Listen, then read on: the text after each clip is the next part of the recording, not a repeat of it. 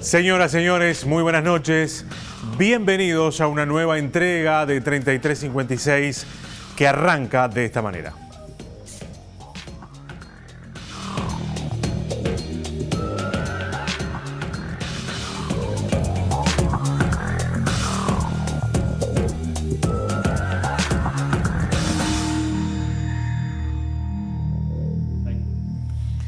Hoy, un rato más tarde que lo habitual, los trabajadores del canal que están en conflicto acaban de terminar una asamblea, así que bueno, gracias a ustedes que están del otro lado y obviamente a los trabajadores que ya están de nuevo en sus tareas y acompañándonos en esta noche.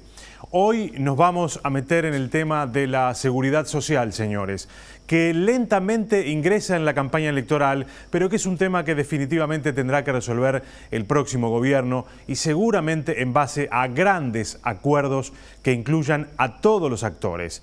Es un tema complejo, es un tema difícil, sensible y que además requiere de soluciones seguramente profundas y que van a tener que ser consensuadas.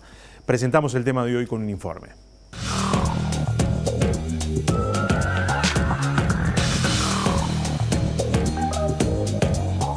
El Estado asiste financieramente al Banco de Previsión Social. La cifra viene en aumento desde 2017, momento en que se necesitaron 582 millones de dólares. Se estima que para el año 2018 se necesitarán 700 millones de dólares. Cifra que se dará a conocer el mes próximo, y que el monto podría rondar los 900 en 2019. Uno de los motivos tiene que ver con la ley de flexibilización aprobada en 2008, y que cambió la edad mínima para jubilarse de 35 a 30 años. Es así que el Banco de Previsión Social, BPS, pasó a pagar 15.000 nuevas jubilaciones al año a recibir 30.000. Un informe reciente de República AFAP dice que en 2017 se destinaron 6.630 millones de dólares a 900.000 jubilaciones. Los egresos por prestaciones superan los ingresos por aportes personales y patronales en una cifra mayor al 4,5% del PBI, que representa 2.800 millones de dólares. En 2017, el BPS necesitó 582 millones de dólares extra para aproximadamente 700.000 prestaciones y la Caja Militar recibió 550 para atender cerca de 60.000 beneficiarios. Se estima que en 2019 la asistencia superará, según las proyecciones, los 800 millones de dólares. Con esto, en los próximos 80 años se necesitará 7,5% del PBI para jubilaciones y pensiones, según los datos de República AFAP. El sistema actual establece que lo mínimo para retirarse son 30 años de trabajo y 60 de vida. Con estas características, una persona se jubila por el 45% del sueldo básico jubilatorio. A este porcentaje se le denomina tasa de reemplazo. A partir de ahí, si la persona sigue trabajando o si suma más años de actividad, puede ir mejorando su tasa de reemplazo hasta el máximo, que se consigue con 50 años de trabajo y 70 de vida. Quienes llegan a esto se jubilan con el 82,5% de la tasa de reemplazo, lo que, al calcularse sobre el nominal, implica un monto equivalente a prácticamente el 100% del sueldo. En agosto de 2018, el ministro de Economía, Danilo Astori, advirtió que las prestaciones de la Seguridad Social aumentaron a una velocidad extremadamente alta en los últimos años, con un crecimiento en el número de las jubilaciones del 23% entre 2008 y 2016. El expresidente José Mujica se refirió a este tema hace pocos días y dijo que en la actualidad el problema más grave del Uruguay es el de la seguridad social, que representa más de 4 puntos del PBI. El déficit del Banco de Previsión Social ronda hoy en los 700 millones de dólares y se incrementa anualmente en aproximadamente 100 millones de dólares. Diferentes actores políticos sostienen la necesidad de abordar el tema en los próximos años.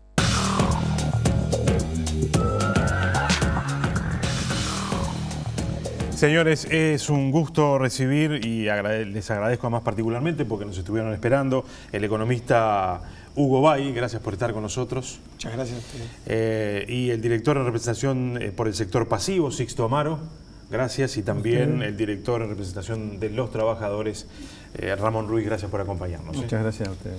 Arranco contigo, Hugo. Recién escuchábamos una serie de cifras, todas parecen ser muy preocupantes.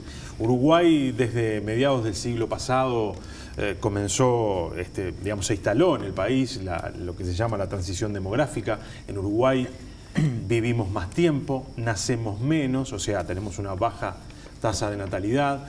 Eso hace que los desafíos, por ejemplo, para el sistema previsional, sean muchos y muy profundos. Si tuviéramos que hacer un mapa hoy y explicarle a la gente cuál es la salud del sistema de la seguridad social en Uruguay, ¿qué diríamos? Bueno, sí, yo diría que más que hablar del problema de la seguridad social, yo creo que hay algunos indicadores asociados a esa transición demográfica que hablan, bueno, de que Uruguay transita por un carril con algunas buenas noticias. Por ejemplo, el hecho del proceso de envejecimiento, de longevidad, exacto, digamos, el hecho de que la gente viva más años, es un dato muy positivo, que para los sistemas de jubilaciones y pensiones, para los sistemas sanitarios, supone, como decías tú, desafíos.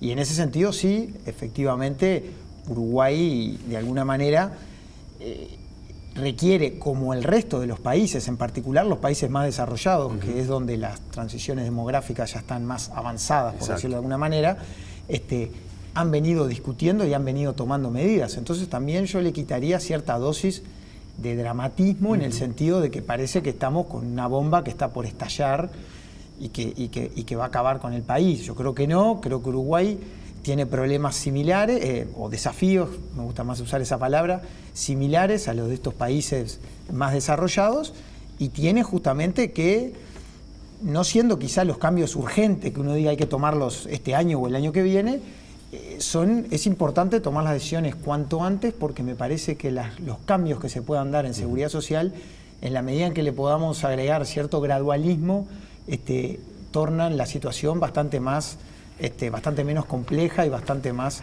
razonable, para que de alguna manera los actores sociales se pongan de acuerdo en cuanto a esas medidas que hay que tomar. Quiero hacerte una pregunta que, digamos, debía hacerla al principio, en realidad, porque se habla mucho de déficit del sistema previsional, que básicamente es lo que necesita el sistema de previsión social, que se le transfiera del Estado para poder seguir funcionando y dando sus prestaciones. Cuando hablamos de sistemas de previsión social, ¿es correcto hablar de déficit? Se puede hablar de déficit. A mí me gusta más utilizar la expresión de la asistencia financiera, es decir, hay una fuente de financiamiento clave que está vinculada a las cotizaciones, esto lo establece la Constitución. Hay otra fuente de financiamiento del sistema de seguridad social asociada a los impuestos, digamos, que están afectados al Banco de Previsión Social por ley. Y luego hay un tercer mecanismo, justamente, que se llama el de asistencia financiera, cuando estas dos fuentes de financiamiento que mencionaba primero no son suficientes para el pago de las prestaciones, se requiere de ese tercer mecanismo. Esta asistencia financiera viene creciendo en los últimos años, y es un tema que hay que tomar en cuenta. Es decir, viene creciendo porque, bueno, en primer lugar, por una desaceleración de los ingresos, producto de la desaceleración económica, de cierto deterioro en el mercado de trabajo, que obviamente repercutió en menores ingresos asociados a cotizaciones por parte del Banco de Previsión Social, pero además, al mismo tiempo, hubo algunas medidas a lo largo de estos últimos años que permitieron ampliar la matriz de protección social. Me refiero a la ley de flexibilización del acceso a las jubilaciones. 2008, por ejemplo, el aumento de las jubilaciones mínimas. Por ejemplo, una medida importante fue el aumento del tope al seguro por enfermedad, que creció de 3 a 8 BPC. Y esos son elementos que evidentemente han incrementado mejoran las prestaciones. Evidentemente, pero tienen un correlato. Digamos, desde el punto de vista financiero. El BPS precisa más recursos para hacer frente a esa expansión de la matriz de protección social. Y eso, de alguna manera, es lo que explica este incremento en la asistencia financiera. Pero yo creo que cuando miramos la necesidad de discutir la reforma, también la coyuntura juega y pesa en todo esto, pero también tenemos que mirar más al mediano y a largo plazo. Y creo que ahí los desafíos demográficos, que es lo primero que apuntábamos en la charla, y seguramente también todos los cambios que están operando hoy en el mercado de trabajo y todo lo que vemos en relación al desarrollo de las nuevas tecnologías, en fin, todo eso genera un combo que me parece que, más allá de una asistencia financiera un poco más alta o un poco más baja debido a una coyuntura X del mercado de trabajo, me parece que son factores más que suficientes para que nos sentemos cuanto antes todos los actores sociales y, por supuesto, el sistema político a discutir los cambios que necesita la seguridad social. Ya voy a volver contigo para hacerte otras preguntas específicas, pero quiero ir ahora sí con parte de los integrantes de la representación social del BPS.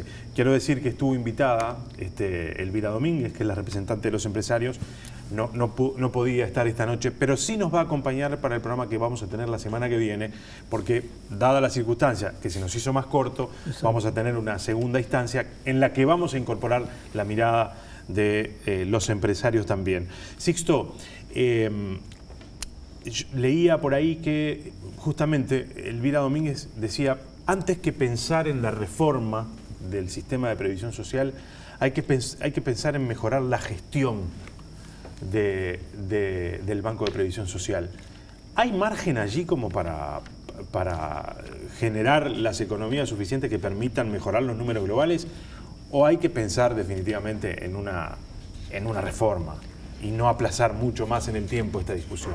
Nosotros creemos que hay que pensar con responsabilidad y con seriedad, y que debemos de todos trabajar en cuanto a una reforma del sistema de seguridad social, no de los beneficios sociales que ofrece el Banco de Previsión Social, que hablábamos de algunos que se han incrementado a partir del 2008, la ley de flexibilización, donde creo que deberíamos tener en cuenta mayor cantidad del sector de mujeres trabajadoras, que esa ley permitió que accedieran a los derechos jubilatorios hasta 5 hijos, agregándoseles un año más como aportado al Banco de Previsión Social. Creemos que eso es un paso gigantesco en cuanto a la equidad de género y que eso ayuda al alcance de la seguridad y de la protección social. La gestión del Banco de Previsión Social, es más, ha sido una gestión que ha sido eficiente, que tiene menos gastos que la que tenía anteriormente, es decir, que ha mejorado en cuanto a su gestión, pero que el problema de fondo no podemos seguirlo Cuando hablamos de gestión no solamente hablamos de, digamos, vinculado a la eficiencia a la hora de gastar los recursos, sino, por ejemplo, hablabas de algunos de los aspectos de esta flexibilización, también se hablaba de por ejemplo, ¿estamos siendo razonables y racionales? ¿Estamos haciendo las cosas bien a la hora de dar pensiones por enfermedad, por ejemplo? A la hora de pagar seguros por enfermedad y esas cuestiones. Es decir, ¿se está siendo eficiente a la hora de controlar esos beneficios que se dan? Absolutamente. Nosotros hemos incrementado incluso en algunas áreas en que visualizábamos alguna dificultad, cantidad de médicos que certifican a los trabajadores. Nosotros creemos en el diagnóstico que los médicos han dado, y es más, hay menos certificaciones de trabajadores por licencia médica que los que había años anteriores.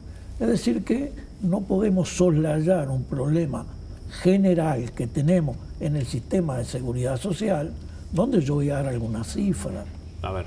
Por ejemplo, las transferencias en millones de dólares de seguridad social en el año 2016 al Banco de Previsión Social fueron 522 millones de dólares, pero a la Caja Militar fueron 363 millones de dólares y a la Caja Policial fueron 160 millones de dólares.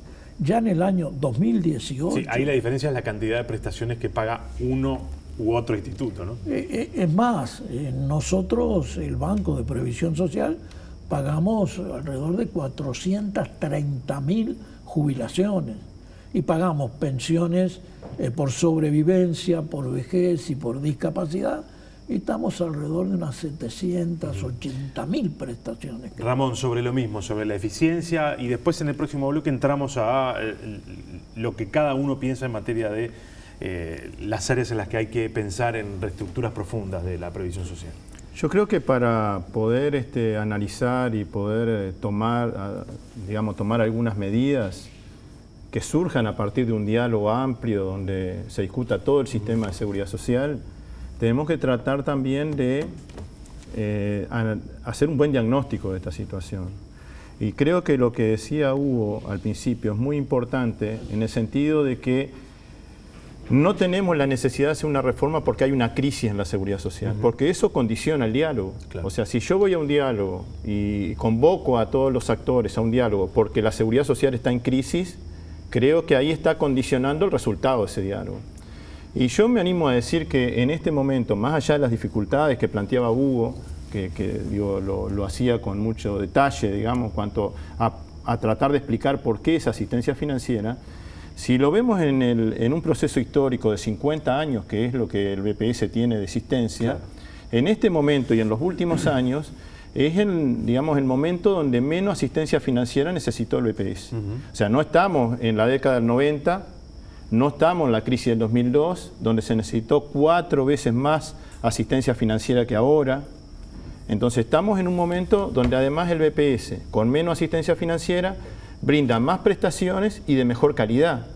Tiene, digo, si vemos la asistencia financiera, vemos la cobertura y vemos además la cantidad de cotizantes, desde el 2004 hasta ahora se duplicó la cantidad de cotizantes en el Banco de Previsión Social. O sea que estamos en un BPS totalmente distinto al que teníamos en la década del 90 o en los primeros años de este siglo. Y eso fue producto de una política y fue producto también del diálogo social y fue producto de que los trabajadores, los empresarios, los jubilados estuvimos participando en todas esas discusiones. Yo quiero, no sé si se ve en la cámara, puede hacer un acercamiento, pero este es el gasto de gestión del Banco de Previsión Social en relación al total de los ingresos. Y como podemos ver en la gráfica, que creo que a veces una imagen puede más que 1000 palabras, dicen, ¿no? En forma permanente, desde el año 2000 hasta la fecha, el gasto de gestión del BPS viene disminuyendo en relación al total de los ingresos. Claro. Hugo me decía el otro día, bueno, el total de los ingresos es porque aumenta la cantidad de cotizantes y como yo tengo un costo fijo, digamos, de funcionamiento, puede ser que eso tenga, digamos, esa tendencia se marque por el aumento en cuanto a los ingresos del BPS. Pero si miramos solamente las contribuciones que están afectadas a las jubilaciones, digamos, o sea, lo que aportan los trabajadores y los empresarios para el sistema jubilatorio, también hay una baja importante del peso que puede tener el gasto de gestión en el BPS, pero además una porción muy pequeña del presupuesto. Nosotros podríamos bajar a la mitad el gasto de gestión, no sé, que me corrija Hugo, por si estoy diciendo un disparate, pero eso no va a mover la aguja porque, claro, digamos, el rubro más importante que nosotros tenemos en el Banco de Previsión Social son las jubilaciones y las pensiones. Si hubiera una disminución en ese rubro, de repente ahí sí se puede de repente percibir, no es lo que deseamos nosotros, no es lo que queremos nosotros. Las jubilaciones mínimas hoy están prácticamente al doble de lo que deberían estar de acuerdo a la ley de la SAFAP. Sin embargo, producto de una política de ajuste diferenciales ha ido mejorando y está bien que se haya hecho. No estamos, pero si alguien está imaginando que el recorte puede venir por ese lado, nos gustaría que se fuera más explícito en ese... Vamos a hacer una pequeña pausa y seguimos, vamos a seguir. Me interesa saber, por ejemplo, cómo han resuelto algunos países que tienen una estructura demográfica parecida a la nuestra o que nosotros nos vamos pareciendo a ella, mejor planteado de esa manera, para resolver estos problemas. Obviamente, vamos a poner algunos ejemplos que uno diría, bueno, no nos podemos comparar con Japón. Seguramente la recaudación que tiene el Estado japonés y lo que destina a los sistemas de previsión social están muy en consonancia con eso. Pero digo, hay soluciones que probablemente se pueden ir adaptando de lo que han hecho algunos de estos países para ir resolviendo esos problemas. Hacemos una pausa y ya seguimos.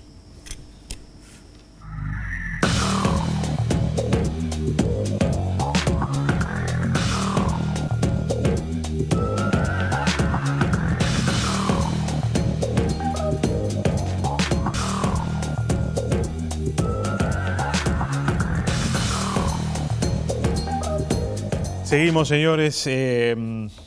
Hugo,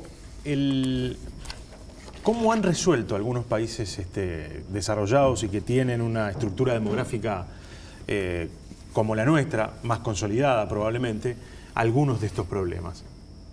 Bueno, en general, en primer lugar... Sin asistencia financiera, ¿hay sistemas de previsión social que no tengan asistencia financiera de los estados? No, los estados, Siempre. dentro de lo que es el sistema de protección social en general, algo más amplio que el sistema de jubilaciones y pensiones, tienen un componente, digamos, de financiación por la vía de los impuestos muy importante, digamos. Eso viene asociado también a un concepto de, digamos, fue perdiendo terreno en alguna medida aquel seguro contributivo, que daba cobertura a los trabajadores que estaban registrados a la Seguridad Social, y en general los países han tendido a avanzar en el concepto de una seguridad social universal que da cobertura a toda la población, claro, por el mero hecho de ser ciudadanos. Hayan contribuido o no, hayan sido trabajadores activos, exacto, y aportado al sistema. Los países más equitativos, por ejemplo, tienen sistemas de protección que por el simple hecho de ser ciudadano y de cumplir un mínimo de residencia en el país, otorgan una prestación mínima, obviamente financiada con impuestos generales, además con sistemas tributarios bastante progresivos, bastante más progresivos que el uruguayo y en general que los sistemas más de los países subdesarrollados, que están más basados en impuestos, digamos, indirectos, como es el IVA, digamos, y claro, ellos tienen impuestos más progresivos en el sentido de gravar a los sectores de más altos ingresos con mayor intensidad. Pero bueno, en general los países han resuelto por la vía del diálogo social en general. Acá en general tendieron a prevalecer los consensos sociales. Todos los actores son conscientes de la necesidad de introducir cambios. Un elemento central ha sido el concepto de equidad intergeneracional, en términos de tener en cuenta que estos desafíos demográficos de los que hablábamos, el hecho de que, vamos a decir, en términos relativos, una menor cantidad de activos dentro de algunas décadas va a tener que, de alguna manera, financiar una cantidad mayor de pasivos. Bueno, esos elementos que tienen que ver con la equidad intergeneracional, ya no solo con la intrageneracional. Y teniendo en cuenta este concepto, el de la equidad intergeneracional y el de la universalidad de las prestaciones, ¿cómo impacta que el sistema en Uruguay sea mixto? Bueno, muchos países tienen de alguna manera sistemas mixtos. Vamos a decir que en esto también hay una gran diversidad, de acuerdo a... hay, vamos a decir, desde países como Dinamarca, que tienen un modelo mucho más parecido a algo universal, digamos, donde después existen unos pilares adicionales, digamos, pero donde tienen pisos muy altos de bienestar, digamos, financiado con impuestos generales, hasta países que tienen una protección básica como para que simplemente las personas los adultos mayores no caigan en pobreza, y después tienen un componente o de reparto o de capitalización. Ahí también hay una variedad grande de sistemas que funcionan dando pensiones complementarias a ese piso a partir de los que contribuye cada trabajador, ¿verdad? Lo que digo es que en eso ha empezado, si uno mira y analiza, bueno, hay varios rasgos que pueden caracterizar la reforma. Uno de ellos es algo de lo que se ha venido hablando acá, y es el tema de la edad de retiro. Las edades mínimas de retiro en general, en los países desarrollados y también en el mundo, han tendido a ir creciendo, digamos, la expectativa de vida va creciendo, y sistemas que fueron pensados para, vamos a decir, para hace algunas décadas con una expectativa de vida menor, se han tenido que ir acomodando para balancear lo que es la etapa de contribución con la etapa en la cual se recibe la pasividad. Pero esto lo han hecho de forma muy gradual, muy distinto a algunos anuncios que hemos visto en los últimos, vamos a decir, semanas, de que hay que aumentar la edad de jubilación a 65, a 67 años, de forma un poco quizá que no contribuye a esa necesidad de dialogar sobre esto y de ver cuál es la mejor forma de instrumentarlo, ¿no? Sixto, Ramón, cuando pensamos en la reforma del sistema de protección social, necesariamente hay que centrarse, y el pilar sobre el que hay que pararse es el de aumentar la edad de retiro de los trabajadores. No, nosotros pensamos que ese es un planteamiento que seguramente no tiene demasiados fundamentos que estén en dirección a producir cambios en el sistema de seguridad social. El año anterior, la edad de los trabajadores que adquirieron los derechos jubilatorios estuvo entre 63 y 64 años. Lo que pasar a jubilarse a partir de 65 la aguja no se movería. Es decir, en Uruguay ya dirección. los trabajadores se retiran entre los 63 y los 64 años. Por otro problema que sí es fundamental, que es la tasa de reemplazo. Claro. Alguien que los trabajadores de hoy, 60 años de edad y 30 años aportados, se jubilan con el 47% de tasa de reemplazo. O sea que alguien que está ganando 30.000 pesos por mes, se jubila, al otro mes tiene que mantener su familia con 14.000 pesos por mes. Entonces, cuando hablamos de reforma del actual sistema de seguridad social, que nos parece muy bien que todos los sectores políticos estén preocupados por eso, tenemos que pensar, en primer lugar, que el diálogo de todos los que integramos los temas de la seguridad social participemos del mismo, y que el corazón de la discusión, del diálogo, tiene que ser el financiamiento de todo el sistema de seguridad social. Ramón. Fabio Beltranú, un experto en seguridad social de OIT, decía que para considerar el tema de la edad hay que tener en cuenta la trayectoria laboral de los trabajadores.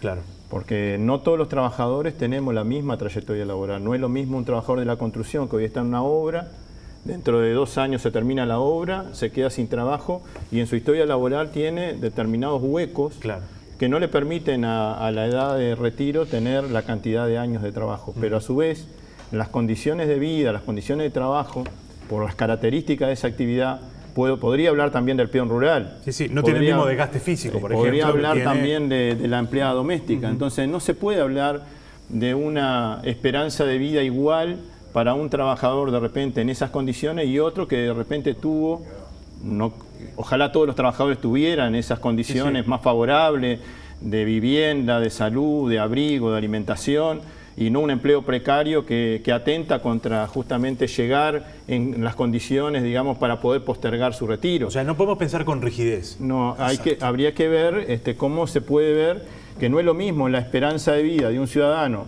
que vivió durante toda su vida bajo el índice de la pobreza que alguien que tuvo la posibilidad de tener otras condiciones de vida. Pero además, de lo que decía recién Sisto, con respecto a la edad hoy real que hay, no a la edad legal, a la edad real de retiro, también tenemos que analizar cómo puede impactar esto en el mercado de trabajo. Hoy tenemos 68.000 jóvenes menores de 25 años que están desempleados.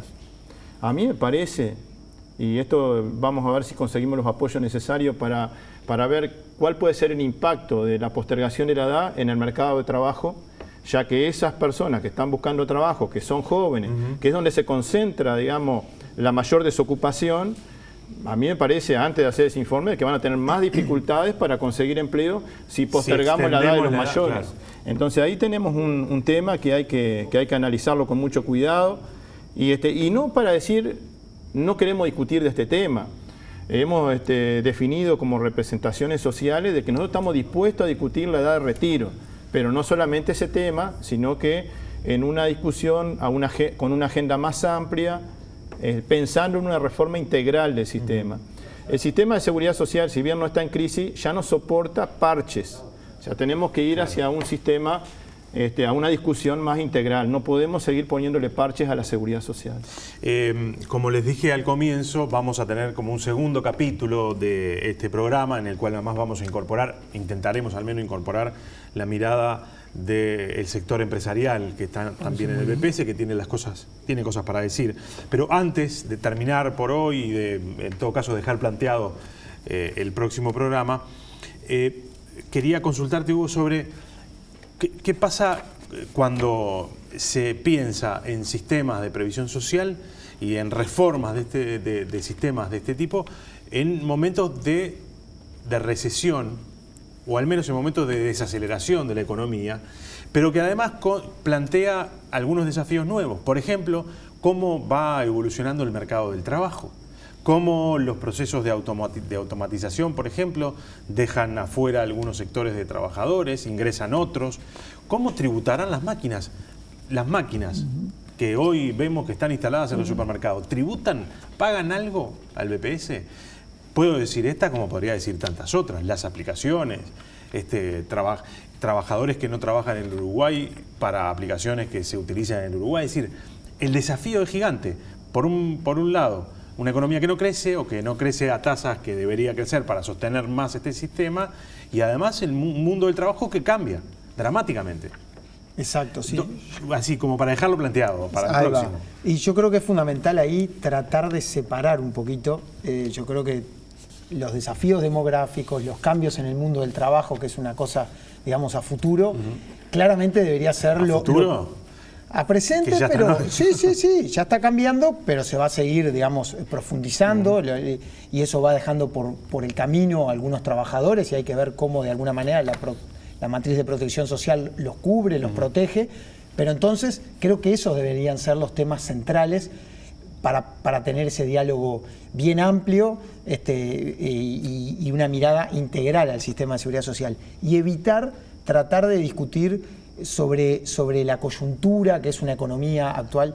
Es decir, tenemos que construir un sistema sostenible para las próximas décadas. Entonces, quizá mirar hoy la coyuntura, o que hoy quizá es un poco más crítica, o habernos sentado 5 años antes y ver que teníamos una coyuntura mucho mejor, me parece que debería estar menos, de alguna manera, signado por eso el debate. Pongo el ejemplo bien breve. Europa, justamente, luego del desarrollo de esos estados de bienestar, en particular en algunos países muy importantes, vino la crisis en el 2008 y los años posteriores, y realmente se dieron reformas muy importantes que hoy ellos están viendo con un análisis crítico en el sentido de que, bueno, pusieron el ojo en la sostenibilidad económica, que es un aspecto central, pero quizá algunos sistemas se les fue la mano, por decirlo de alguna manera, con algunas medidas que tomaron.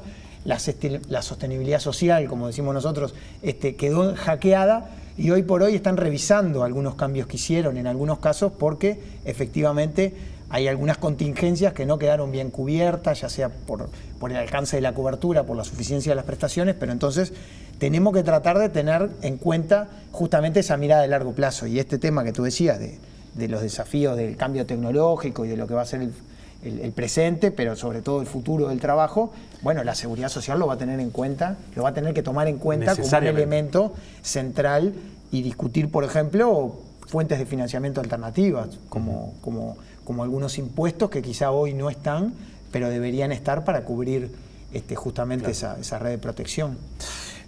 A los tres, agradecerles mucho por su presencia esta noche. Ya está el compromiso de que la semana que viene vamos a... Porque no entramos en, por ejemplo, cuáles son los aspectos que cada uno de los sectores ve como centrales y prioritarios a la hora de pensar en esta reforma. Bueno, vamos a hacer eso en el próximo programa, si les parece. Hugo, Sixto, Amón, gracias por acompañarnos. Bueno, muchísimas gracias. Señores, con ustedes nos reencontramos el próximo viernes. Gracias por haber estado ahí.